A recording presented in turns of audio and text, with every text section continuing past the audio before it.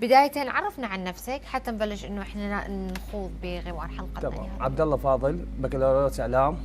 اسمي برنامج مالتي القصخون، انشر به قصص. شلون بلشت هاي العلاقة بينك وبين القصص وبين هاي القصص التاريخية وهذا ان تنقل هذا المحتوى وتقدمه عبر منصات مواقع التواصل الاجتماعي، يعني هاي العلاقة شلون بدت؟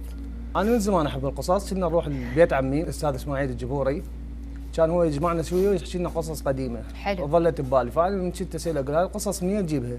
يقول لي من القصخون، فظل الاسم ببالي. ومن كبرت ودخلت اعلام فيعني سويت محتوى يتناسب ويا القصص والتاريخ بسبب حب للتاريخ. الاسم تعرف انه تاريخه هذا الاسم شنو؟ اي طبعا. شلون اختارته انت بناء على انه انت من طفولتك سمعته؟ فعلا. بس فكل واحد من يسمي برنامج او شيء يحبه فاكيد يعرف تاريخ هذا الاسم، شنو تاريخ هذا الاسم ومعناه؟ فعلا.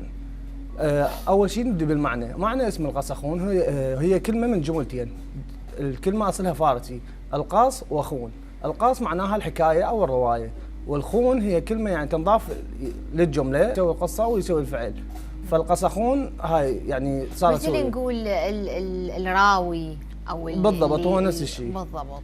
قبل الراديو والتلفزيون ببغداد القديمه بالمقاهي كان اكو شخص شغلته القصخون، يعني الحكوات يصير اللي يحكي. اي بس هو كان يعني يسموه القصخون، فهو يقعد بالمقهى ويسولف للناس قصص ونفس يعني تقريبا المحتوى اللي انا اقدمه. بالضبط. فانت اختاريت هاي التسميه العريقه اللي لها معنى وطابع تاريخي انه هي تكون اسم لبرنامجك.